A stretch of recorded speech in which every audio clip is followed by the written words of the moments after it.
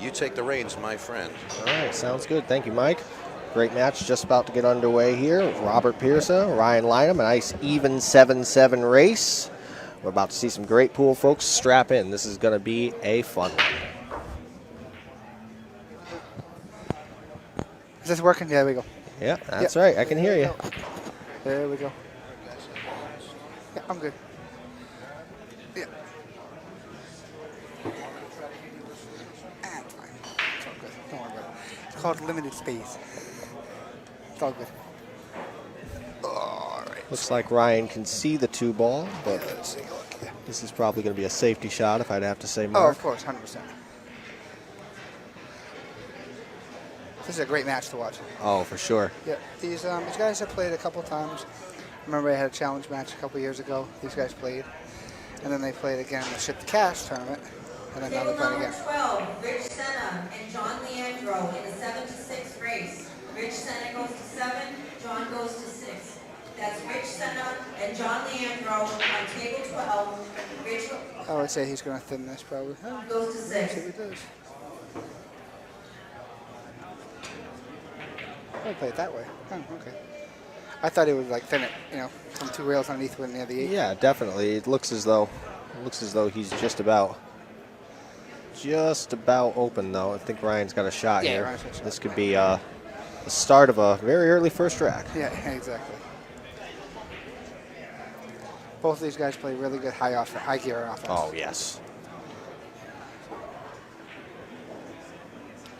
I remember last Joss tournament they had here, Ryan beat one of the top players from New York. And so he's got a pretty good high gear. Yeah, he's been playing pretty good lately, too. I saw him at Clyde Matta's tournament. He had a couple of really good games. Yeah, and he's got like a $100 cue. Mm-hmm. Yeah. Hey, whatever works, It's not the cue, it's the player. Nope, it's like Efren Ray. Efren Ray played with like a $20 cue.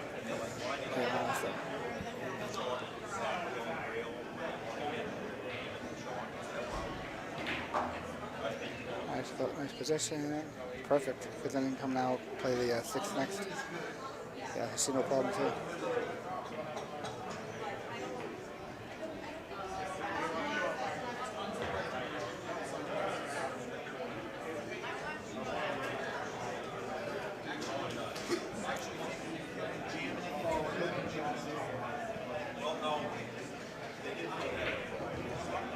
Nice, perfect. This is pretty standard. I mean, pretty easy rack here. Pretty interesting tournament we've had so far. Already seen quite a few very good games.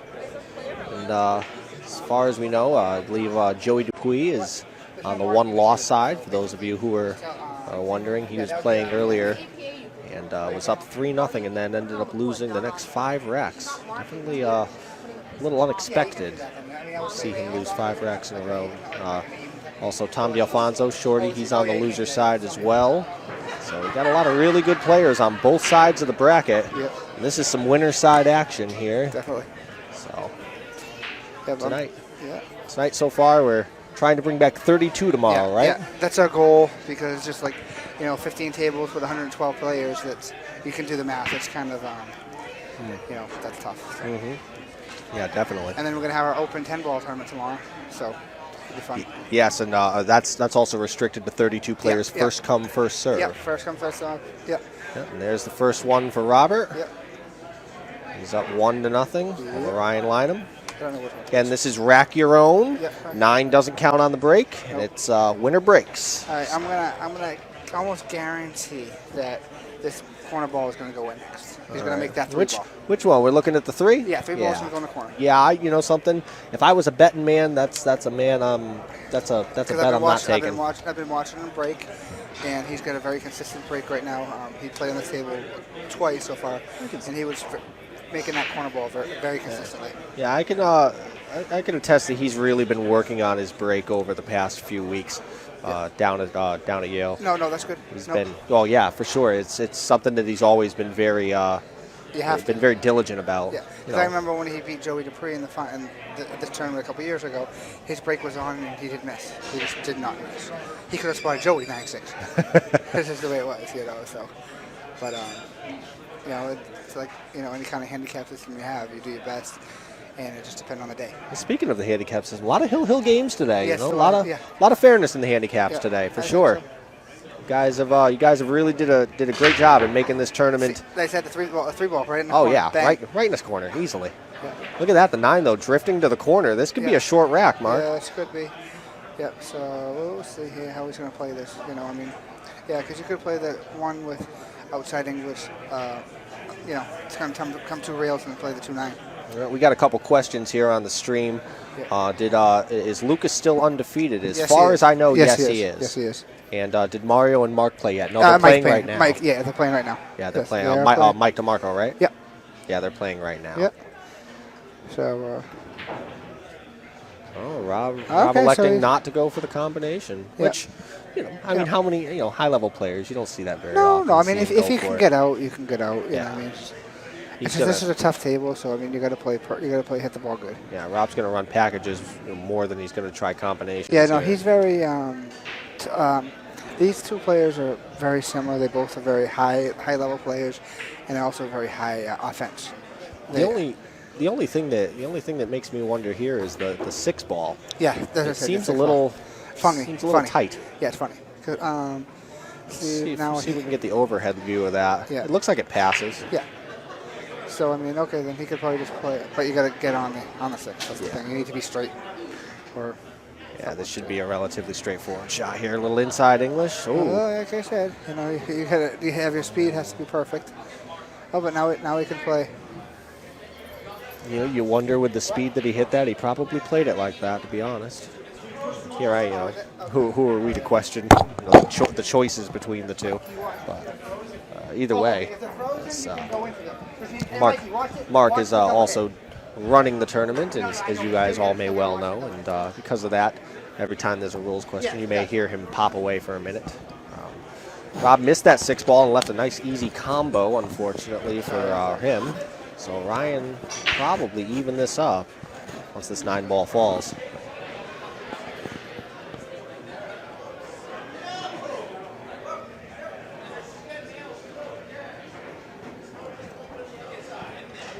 This match could be a really quick one. I would say the over-under is about 30 minutes. You want to set a timer now? Yeah, I know. And that's the first game for Ryan Lineham. It's all tied at 1-1. Kind of like if you had Mike Minnie playing Joey Dupree, you know. I remember watching them play. They had a race. I think it was a race of 7, and it was done in about 12 minutes. Speaking of Mike Minicello, where is he today? We haven't seen any of the Minicellos at the Winter Classic. None of them entered. I talked to Richie, and he's been busy with his family and stuff, and then Mikey's got a job. So. Hey, family first. Oh yeah, definitely. Work first too. Get the guaranteed money. Yes. Pool is not guaranteed. It's just more of an enjoyment thing. No, of course. I mean, people say, they can make money playing pool. Very difficult to do. Be a professional pool player. Got to be world class. And even those guys. Mm-hmm. I mean, if you're a smart player, like if you look at Shane Van Bonen, he does very well. But he markets himself well. Does everything he's supposed to do. All right, so let's see. I think this 5 ball's going to go in. Oh. A little wide. Yeah, a little wide than that. Got the 8 ball, though. I mean, that helps, but, you know. I mean, they basically want to control the break, make the corner ball, and stop the rocket. Table number 6, Mario Argentino and Mike DeMarco in a race to 7. That's Mario Argentino and Mike DeMarco on table 6, race to 7.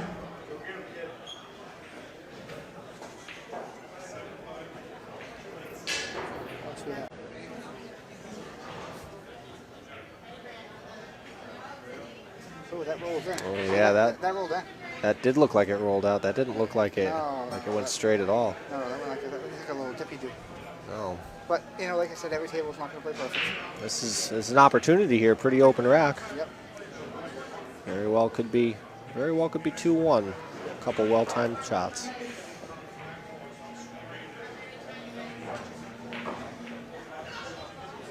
Oh, you play it that way, huh? Okay. Yeah, probably there's a lot of traffic, so.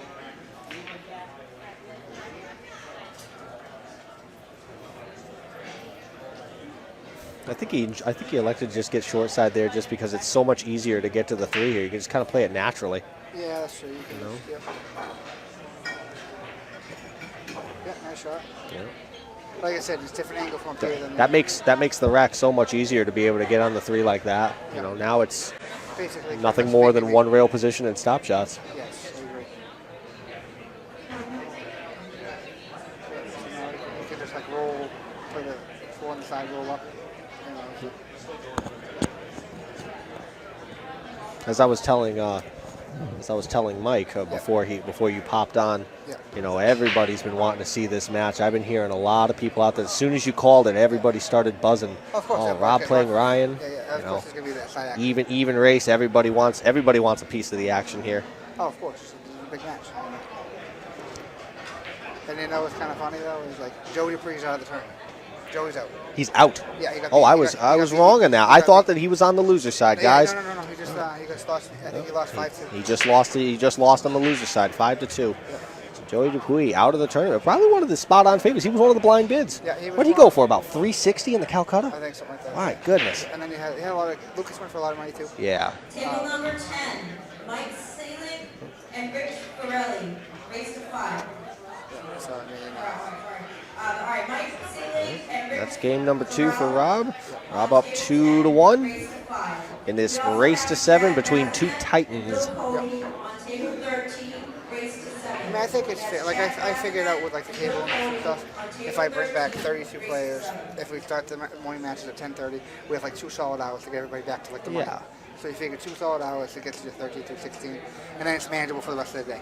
Yeah, and just to kind of give everybody a little bit of a tail of the tape here between Ryan Lineham and Rob Piersa. If you look at the Fargo ratings here, you notice that Ryan Lineham coming in at a 664 Fargo rating. For those of you that don't know, that's quite high. Yes. And Rob Piersa coming in at 651. So a very even matchup here. 13 points at that level. Very, very low. And actually on the Fargo, they have a Fargo fair match calculator. So if you go on, you can put these two numbers in, and it'll give you the statistics on who's supposed to win. Yeah, and I mean, in this, I mean, the numbers. I mean, I could probably do the number. I could crunch the numbers really quick here while we were waiting. It's probably like giving Ryan like a slight edge, maybe like a 52-48. I'd wager 52-48 or something weird like that. Pretty, we'll check it just for fun. Yeah. Table 13. Rob breaks, makes a ball on the break, has a shot on the 1, That's huge. and a 9 ball very close to the pocket. This could be an early rack too. Or he can just get out. Yeah, or he just gets out. I mean, this is definitely packageable. Yeah, I mean, basically gets the 1 and 2. Yeah, you don't see any. Depends on what he gets on the 3. You know, if he gets on the good side of the 3, then he plays in the corner. If not, he plays the 3-9. So it looks like he's going to try to play. I think he's going to play. Yeah, so if we did this out with an even race, using the Fargo rate fair match calculator here, the match odds for this comes out to about 56.6 for Ryan, over a 43.4% edge for Rob. That's I was pretty close. I would say that's a tad higher than I would have thought. I figured it would have been closer to 50-50. Yeah, or like I said, 52-48. Rob lining up for what looks to be a carom here. But and also with that calculator, that's going over. That's going for a longevity. It's not going for like a short, like this one set. It's going for like they play a lot. Yeah, there we go. Rack number 3 to Rob Piersa. He's now up 3-1. Like I said, this could. I mean, Ryan's capable too to come back, but yes, for sure. It's just like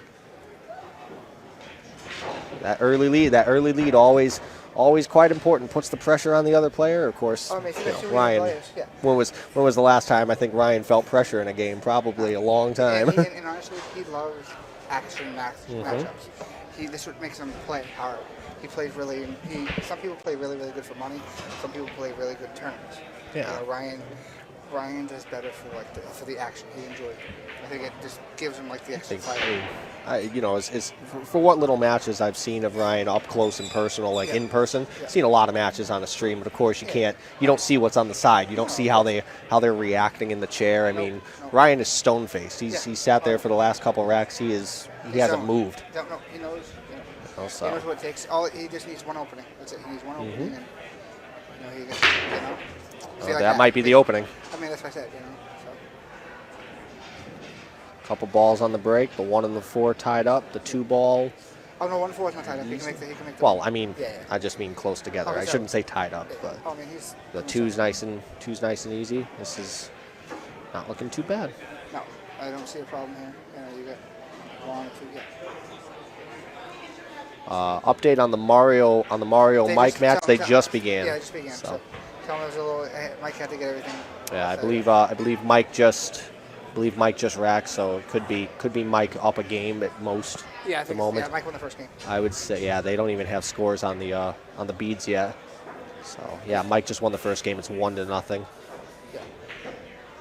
So Yeah, the only thing on the viewers at home don't know about this table is that the rails are super stringy, and this is like playing on a Brunswick with a diamond rail. I can attest to that, Yes, you having can. played on it earlier today. Of course, this is Rob's third foray Yeah. onto the stream table Yeah. today. He's Yeah. played a lot of That's the way it interesting worked out, matches. trying to get, Yeah, you're putting, I don't blame you for putting the best players up, Yeah. best players on the table. You want to see good pool, that's the way to do it. Yeah. Like I said, Brian's got a nice little touch there. Something tells me that your personal life is going to end up making it to this stream. Mike Pettit, wondering if there's any update on the Mark Dion Mike Pettit matchup. I've been hearing some grumblings about that, Mr. Dion. How would you like to respond? That's going to come, but we have to find a venue, and like I said, I'm willing to play. Well, if you guys are just willing to, not to go too crazy, but if Snookers or Bows isn't either of your venue, and you guys are willing to look for an out-of-state venue, you can always just pop down to Southern Connecticut. And we'll we could do probably be able to set up a good game. Yeah.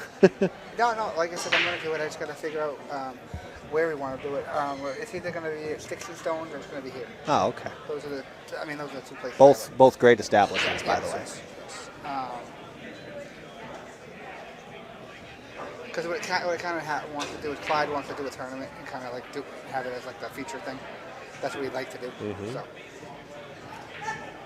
the format that I would like to do is, I said, 10 ball, 9 ball, 8 ball, first person to win 2 out of 3 sets. Well, kind of something different. yeah, something very a la Tar matchup back in the day. No, and like they have the U.S. amateurs. Yes. So basically something like that. Oh, you're saying a mixture of So the sets. Oh, I understand. So you lag. Yeah. The winner of the lag picks the game. Yeah. And let's say I win the first. Say I pick 8 ball and I win. Then he picks the next game. Say he likes 9 ball. He wins. Now it's 1-1. We play 10 ball for the Chiefs. Well, if you're still listening in there, Mike Pettit, he says pick a venue and let's get this show on the road. Yep. Mark Dion says he's ready to play. Right now, Rob looks like he came to play. He's about to go up 4-1. He's playing very well. Yeah, Ryan There didn't we get out go. that one. No, Ryan hit that other ball too hard. Yes, he did. Yeah. Yes. And like I said, it's easy to look at the balls from up here. Tough when you're down there. Trust me, I'm firsthand.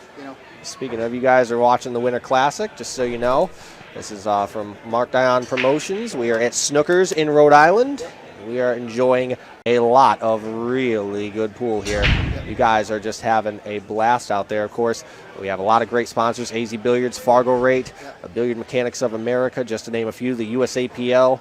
And, of course, here are your tournament payouts. First, taking home a cool $1,600, not to mention the Calcutta, which I believe is $2,700. No, I have it right here. I got the payouts right here. Hold on. Oh, there you we go. have the Calcutta payouts. Okay, first is $2,700. Second's $1,800. Wow. Third's $1,100. Fourth is $900. So you're telling me if you win, Fifth and sixth is $500, and then seventh, eighth is $250 each. so you're telling me you win first place here, Yeah. and you got all of yourself in the Calcutta. You were looking at $4,000. Yeah, pretty much. That is a solid tournament No, it is. for New England standards. Yes. I think anywhere really, if you look at it. Oh yeah, for sure. Rob snapped the 9 there. He obviously that comes up. The 9 does not count on the break. When I ran a tournament in Tennessee, and it had 128 players. The tournament was $75 entry fee. The Calcutta there was over 40,000 in the Calcutta. How much? 40 grand. Wow. Yeah. That's a lot. Gary Bood won the tournament. We had a speaking of Gary Abood, you might I know him Yes. from my time in Louisiana. I spent about 3 years in Louisiana. I guess he plays really good bar box. He plays phenomenal bar box, not just good. He plays phenomenal bar I guess box. he used to play Scotty Townsend a lot.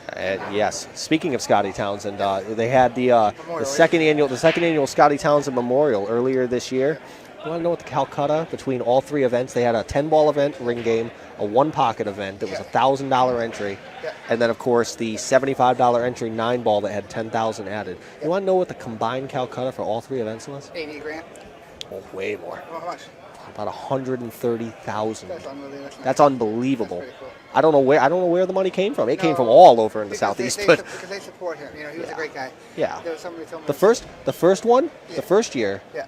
I was there, played it, and obviously got drilled. Yeah. But the first year, it was combined. It was almost 212,000. That beat White Diamonds Wow. for their total Calcutta. Yeah, yeah. I mean, that's awesome. I mean, and like I said, if you got a good auctioneer. Yeah. I think for our area, I think we do very well for our. Oh, for sure. Clyde does a very good job. Mm-hmm. You know, we have our staff, so I mean. Well, I mean, today we were, me and Rob and Mike Matthew, we were all talking Yeah.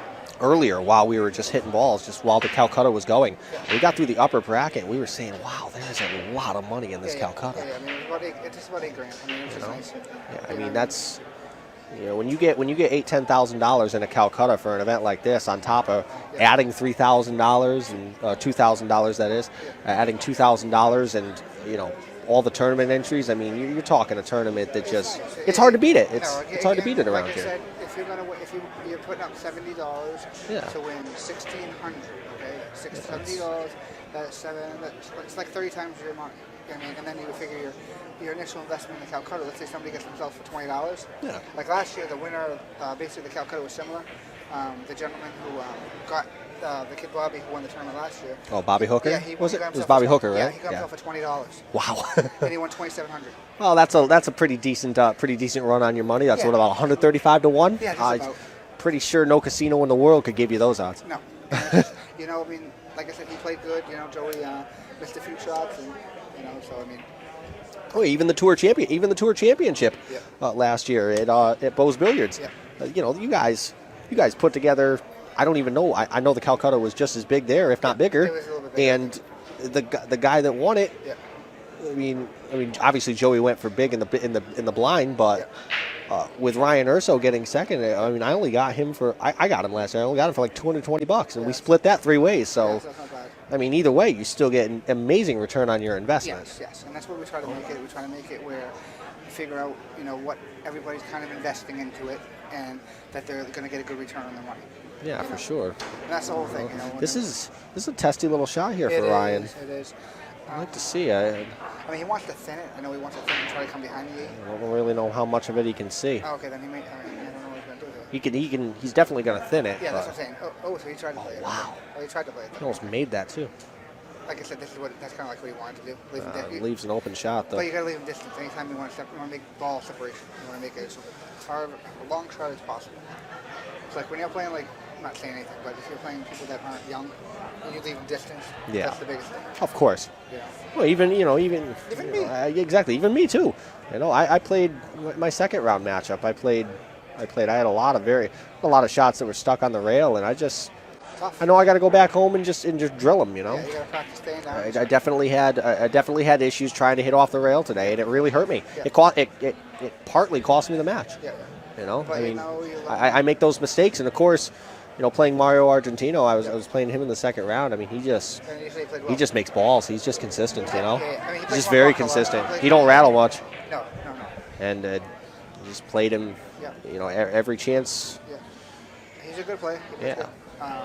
This shot right here. Speaking of, not exactly Delicate. the simplest of all shots here. Yeah, he's trying. Can't really see much of it. He wants to kick it, back kick it, and basically. Would you say 2 rails here? Yeah, he wants a 2 rail. Let's see what he does here. He's playing 1 rail. Oh no, he's gonna back kick it. Yeah, he's going to come around the other side maybe. It looks like he's playing 1 rail. See how Ryan hits this ball. Yeah, so you want to do that. So. Oh, look at that. Got Got a little bit of a roll there. You got a jelly roll. As my buddy Danny Bassler always says, you got to get a little roll sometimes. Oh, Kid Delicious. Oh, he was great. He's great. Yes. He's awesome.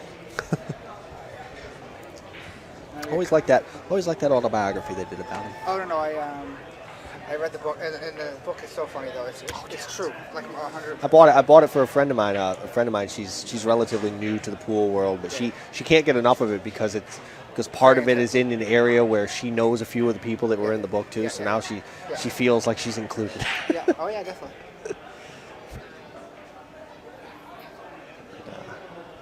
Rob's kind of cool down. Got a good look of disappointment there on that shot. Yeah. He's kind of cooled down a little bit. Because what happens is everybody, even when they're playing, they get like a high gear, or they win like 4 or 5 in a row. Like, then they kind of slow down.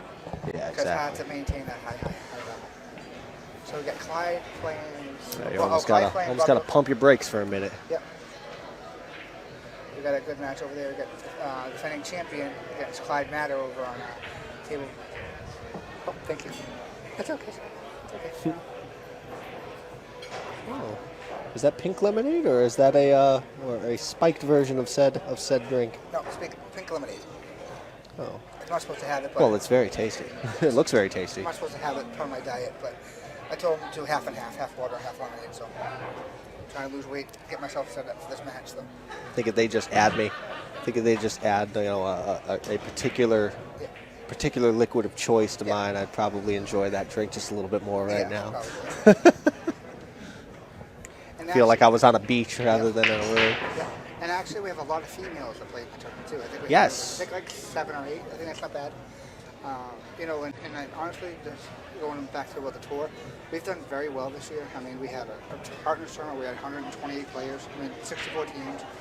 We had an 8-ball tournament, 1-day tournament, 69 players. I mean, that's unheard of. That's a lot of. Yeah, it is. Oh my goodness. Wow. This is that's a rough turn of events right there. He wants to snap his Q in half. Yeah, he definitely was displeased with that shot. If that was you, that your Q would have been like probably launched. Oh well, no, I've gotten over that. I have okay. I have a very unfortunate story that comes with the territory of that shot, and that is that speaking, it involved our friend Lucas. Oh dear. Yeah, of course, playing out of the same room with Lucas, I have no choice but to. Well, no, I have no choice but to attempt to challenge him some. And of course, I can't play him even, and I know it. But I think I was playing him one night. I think he gave me the 7 out, and we were trying to play hard. I was trying to really practice for. Yeah. I forget what. I think it was a tournament. We just went to Bose. It was a tournament you were holding at Bose, just kind of an intermediate tournament in the middle of the season. I was trying to get my 4, and I didn't want to play Lucas with the ball. I didn't want to play Lucas with the game spot. Because we didn't have a lot of time, so I just agreed to play him a race to 7 with the 7 out. No, the 7 out totally. Oh, and okay, so if you get to the 7, you win basically. yeah, yeah. If I make the 7, 8, or 9, it was wild 7 out too. I didn't even have to call it. Oh, that's tough. And I remember being down 6-4, and he made a couple mistakes and kind of let me get back to 6-6. And as soon as I get to 6-6, I break. I shatter the break. Yeah.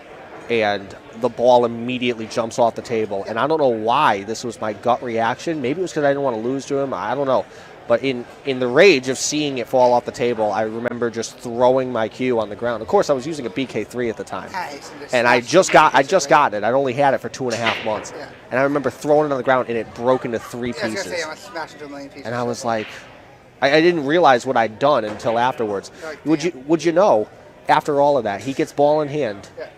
He shoots the 1. He gets on the 2, and he misses the 2. Yeah. And I ended up running out after that, and I ended up winning the set. But of course, what did I really win? I broke a $520 cue. Yeah, I know. You know. Well, when I was a kid growing up, this is when I first started playing.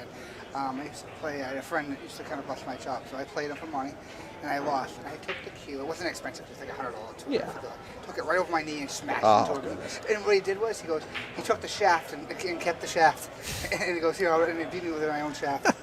Oh, yeah. I'd rather, if I ever break a cue like in my own hands, instead of breaking it out of a fit of rage, I think I'd rather just break it on the snap. What? I'll buy you next match. Oh, Oh. Get Caesar and for the lower match. Yes, Yeah, definitely. Caesar and I'll just write it out. race to 5. Yeah. And by the way, we just got one of our tournament officials, one Yes. of the great many staff that are Yeah. coming. They're going to give us our next match, so we'll have that up for you very soon. Yeah, The next I'm match pretty coming sure up on the that's stream. I'm pretty sure it's going to be Adam Blair and Josh Caesar. Oh, that's a really good matchup. That's about a battle of the C's, right? Yeah, C pretty much. pluses. Yeah. Or whatever you want to call them. Lower bracket. Yeah, Well, yeah. they were C pluses last yeah, I checked. I mean, about C plus equal Fargo or so. yeah. I know you're trying to get Yeah. away from the letters, That's what but I mean. it's- It's fine. I mean, like You know. you can use both. I mean, like as long as you have something to kind of gauge it. And like I said, no handicap system is foolproof. You do your best with it, and you know, and I try to. I think what's very unique about our tour is Yep. that it gives the lower players a chance to compete. Yeah. And because if you, I mean, look at we have 112 players, and I had 12 people that wanted to play the last day, and I said, no, you guys can't play. Yeah, that's well. I mean, you know, everybody wants to get in a tournament it's quite good. Speaking of the next match, since we've seen that the players have taken their 5-minute break, they're taking a bathroom break in the middle of the set, and of course, each player gets one of those. Your next match is going to be this is on the winner side, and the lower bracket. We're looking at Fargo-rated 522 Adam Blair. And Josh Caesar is rated at a 502. That's going to be an even 5-5 race, so we've got ourselves another very tight matchup. I'm sure there'll be a couple of grumbles outside in the hall there. People watching this match. We've got an entire group here. Of course, I don't have a camera to really show you, but we got an entire group over here in the lounge, in the pool room here, in the Hall of Fame room. That are just loaded with people watching all these matchups. Of course, we've got all our great sponsors here for the Winter Classic. Predator, D&L Billiards and Bar Stools. Of course, Ship the Cash, and Mike DeMarco runs a great tournament as well. And, of course, none of this could be possible without the gracious use of Snooker's live stream channel and Snooker's itself. So Snooker's in Rhode Island, of course. If you're looking for a great room to play some pool in Rhode Island, Snooker's is definitely one of the best. Ryan Lineham is on his way back, and I'm sure Rob is going to be on his way back as well. With Ryan's cue on the table, I have a feeling that Ryan will be on the shot as soon as Rob gets back. So. And I think that I was talking to a lot of people. Everybody seems like they kind of come to this tournament now. They enjoy it. It's a yearly tradition. You know, that's like they have the Ocean State for the jobs. Yes. You know, that's their yearly tradition. I think this is our yearly tradition. You know, last year we got 128 players. This year we got 112, which we probably could have had at 128. Last year we had 90 something. So I mean, last 3-4 years it's been getting bigger and bigger and bigger, and everybody really enjoys it. You know, they enjoy the venue, they enjoy the staff, they enjoy the people, they enjoy the camaraderie. You know, and where can you go? Like I said, for like a low skill level player, you know, say somebody's just starting, you know, and they have a chance to win, to compete and play and win some money. Mm-hmm. You know, it's all about competing. You know? Ryan back on the shot here, shooting the 5 ball. Yeah. So there's it. See, I think, Getting past the 7, that's a great play right there. but I think, like I said, Ryan's playing this the way I think he's playing on a loose table because you have to play a little softer on this table. You can't like just fire everything in. And I feel I'm not saying that I'm the greatest player in the whole world, but I play on tight equipment, and Definitely. you have to play a different type of game. Yeah, I'm definitely not one to speak for Ryan's game demeanor. I'm sure his mental game is far better than mine, but maybe hitting a little harder because of a bit of frustration. Yeah, of course. You know, it could be some tightness. Yeah. Like if Being you down 5-1 will do that to you. I mean, if you watch Rich Center play, I like the way his style is. Like he plays very soft, very. But and another thing, sometimes that can get you if you're playing on a table that has a few rolls. So it's kind of like my friend always said, you know, you got to hit kind of things that are in like a medium speed. Yeah. You know, you can't hit them like a brick mason. Yeah, I mean, you know, you look at some of the world class pros out there. Yeah. I mean, they hit everything at the same speed. Yeah, pretty much. I mean, and they still get around the table just fine. I Yeah, mean, nothing it's just that's just how it goes. You have to deal with what the table gives you. Yeah. Speaking of, Rob looking at a potential combo and/or carom. Just to put him on. You know, and I've always known Rob to be more mindful of the carom rather than the combo. So that's what because you're safer. I would be looking for a carom. Yeah, you're safer. That's how I look at things because, like, look at I don't know if you watched Michael Matthews' match. He had a chance. Yes. He's like, I was looking at the combo. I'm like, you gotta look at a carom first. Yeah, because the carom's safer. You gotta Yeah. say what happened. Ooh.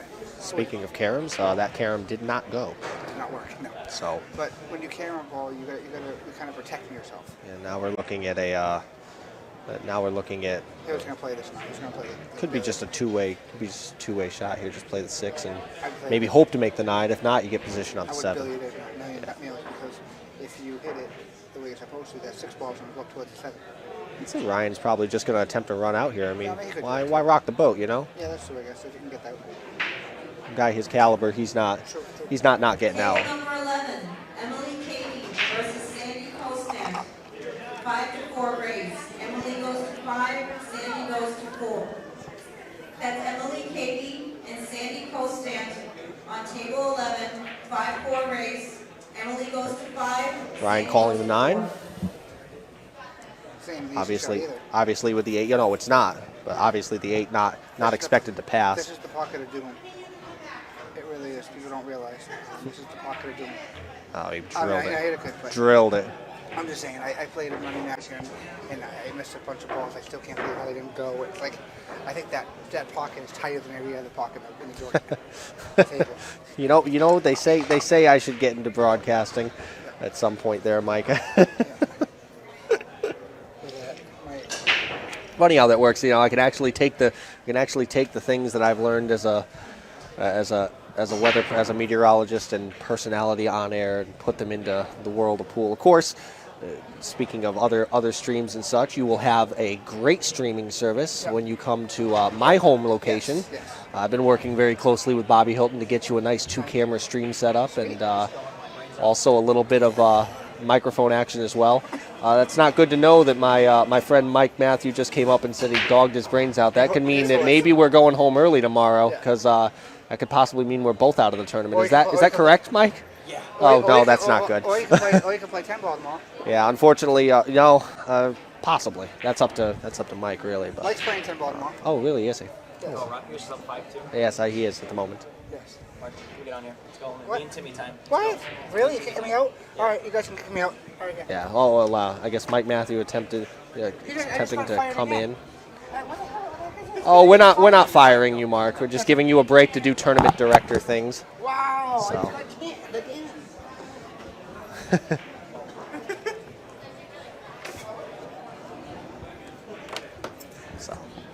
And we'll welcome Mike Matthew here to the booth. He was here a little bit earlier with Mike DeMarco. So, how's it going? Can you hear me? Too bad, yeah. I would say I don't think I'm going to do a live interview about how your last match went. We'd like not to get a little crazy there. Oh, it was pretty brutal. It was?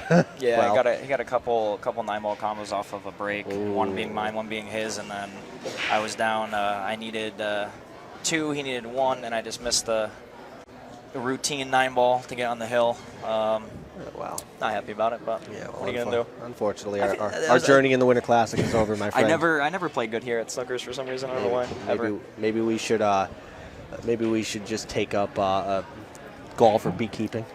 Or just beekeeping. So what's been going on here, Rob? We've had a pretty decent matchup right now, though. It looks as though Rob is staring. Well, actually, I'm sorry, Ryan is staring a rather nasty little safety in the face. That's a good shot right there. Yeah, it definitely was. Of course, for somebody of Ryan's caliber, I'm sure this is a pretty decently easy kick. Was that set after or before I got here? Can you turn up the volume on the other guy? Probably for earlier. Mark had his microphone a little bit. Okay. Can you hear me good, though? Am I good? Yeah, most definitely, right. yes. How many people we got watching? We got quite a few. I don't know the exact number. How many 25. We got 29 watching now. 20. Okay. As far as I see, 29. There could be more. Yeah. But so we got a pretty decent little stream here. Of course, as I was telling Mark earlier, and I'll tell everybody else in the stream once again, a lot of rumbling and grumbling out in the hall from everybody on the rail watching this match. They really wanted to see this match between Rob and Ryan. Yeah, no, this is definitely this one match of hasn't the, disappointed. One of the most even and best skilled matchups of the day, I believe. So. Yeah, I was looking at. Did you know? Mark was telling me something that, of course, not only can you look up with Fargo Rate, not only can you look up match races, which would be greatly used for this tournament, but also you can look up match odds. You can set in a particular race. So, say if we were to take both of our handicaps and we were to put in, say, an even race to 7 or a spot, or a 7 to 6, you can actually tell what the percentage would be. Like out of 100, like I'd be 55%. Yeah. Like before, in this matchup, we did the matchup. We put in the even race to 7, which they're playing. I guess Ryan Lineham was favored because this Fargo was slightly higher. 56%. 56% to 43. 43 something. 56 wow, that to was 44. such, dude. Wow. It's okay. All Math right. doesn't have to be your strong suit. Yeah. But Yeah. Just after you lose a set, it's kind of hard to do math, I guess. Really. Oh, I'm sorry. I should be wrong. It's not just 20. It's not 29. It's 55 people watching right now. 55 people know they can't do math. That's fantastic. Speaking of that, Rob back on the shot here after that hit by Ryan. Now we're back up here to the 3-ball. And do you see any problems here? I don't see too many problems here. No. This one should be. I mean, it might be all he's just gonna have to get to the right side of the 8 here after the 7. But I mean, I don't see Rob having a problem with that. No. Two players of this caliber, usually when you have a rack like this, it's pretty much over. I mean, you can get a little funky in the 8 just because the 7's on the rail, the 8's in the middle of the table. So it's actually, believe it or not, that ball's actually kind of hard. I mean, you can get, it's not hard to get shape on, but it's easy to get silly. Wow, you two together doing commentary. Ryan Cullen? Yes, good stuff. Ryan Cullen listening in all the way from Connecticut. I think that was his best bet, getting as straight as he could on that ball. Yeah, definitely. Yeah. Just kind of. He's He's drawing this back out and right to the center of the table.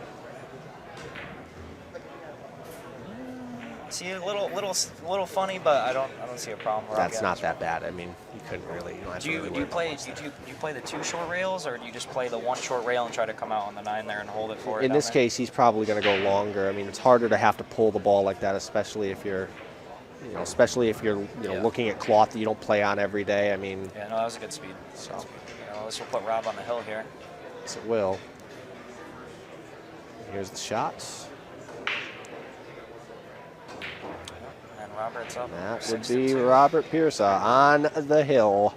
6-2 over Ryan Lineham so far. This is a race to 7 against 2 very evenly matched individuals. Winner side action on the upper bracket. Speaking of your next match, we're going to have some winner side action on the lower bracket. Adam Blair coming in against Josh Caesar. That's going to be a nice even 5-5 race. That is a good one right there. It's a 5-5 race too. They play an even Stevens. Who do you like there? You know something? It's close, I think. Exactly. I might lean a little bit towards Adam Blair. Yeah, I might too. I mean, we've played Adam before, and he shoots quite well.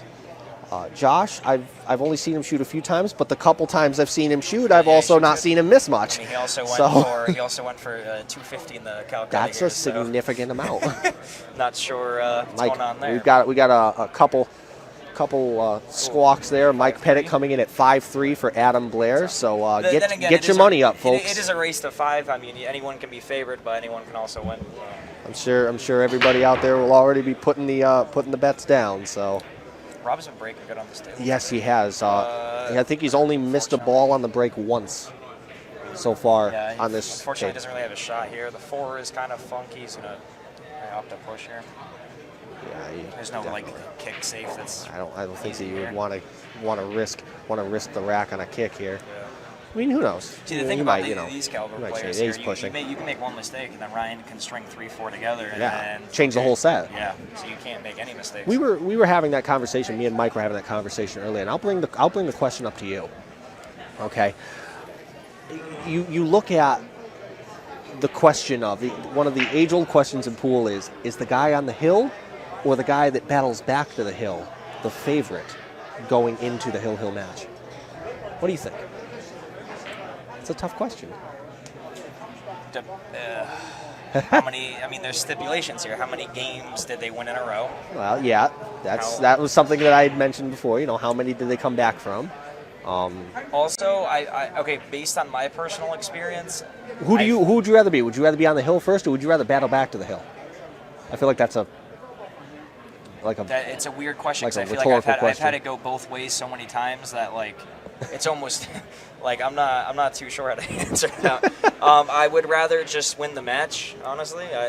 I'd rather get to the hill first than have them not get to the hill at all. Yeah, I think I mean for me, I think I'd rather be on the hill, but at the same time, I feel like I have when I came back and got to the hill after being down, I feel like more times than not I end up losing hill. Actually, I don't know. I feel like it's like 50-50.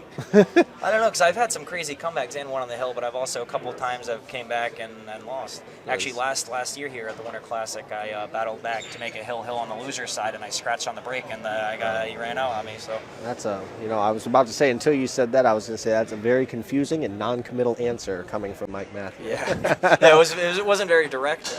It's just my answer is I'd just rather win the match. Yeah, whichever way favors me more. I hear that.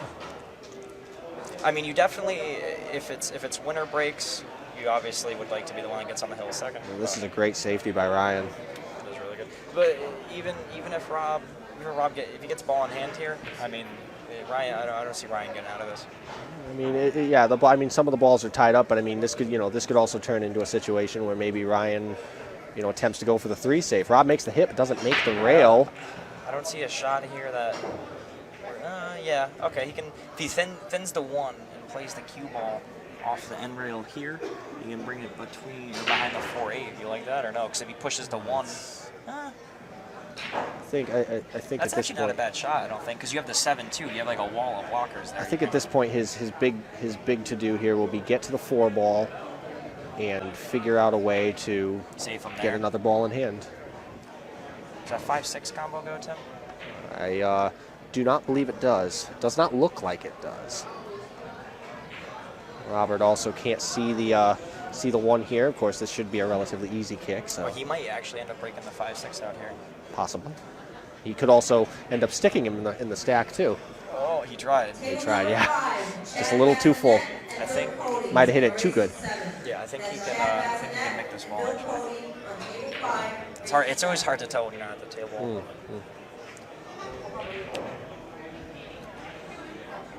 Oh, Ryan, you're getting to the same point I was just saying a second ago. Yeah, because if you get to Hill second, then you're breaking. That's why I said if it's win or break, then I prefer to, obviously, because like more than a fair share of times someone's broken right on the Hill. That's the unfortunate byproduct of not breaking on the hill. It's like going to overtime against the Patriots. You don't get the ball. I think Ryan just electing for some space here. Maybe not necessarily to hide anything. None of them want to go for the run out here. I mean, I think I wouldn't either, in my opinion. I mean, in my humble opinion, I don't know if I'd want to go for the run here either. And I mean, with Rob up 6-2, I'm pretty sure he's not going to do anything to just let Ryan. I mean, if there's any way you can get on the 4, so you can play a safe, leave the cue there, and then bring the 4 all the way down table to the 5-6, then you can either use that for a ball in hand and maybe get a breakout, or play a safe with a breakout on those balls, and so that way everything's opened up. I don't know. I'm not really too sure what I would do here. It's obvious that I'm going to bring you to the overhead camera here. We might even be able to look. I don't think the 9 actually passes by that 5-6. I think of something along the lines of trying to fire the 9, maybe thin the 5. Because it might go off of the 5 right there. It's so tight, but yeah, I think he's calling it. I think he called it. Rob called it. We'll see if he hits it. If he bangs it, then we know he went for it. Oh, wow, he made it. What a shot by Rob Piersa. That's the end of the match, folks. Rob Piersa, your winner, 7-2 over Ryan Lineham. And everybody's going out there to collect their winnings, whatever the bets may have fallen. That was a great shot there. I was playing my match when they started. Maybe I would have gone in and on some side action.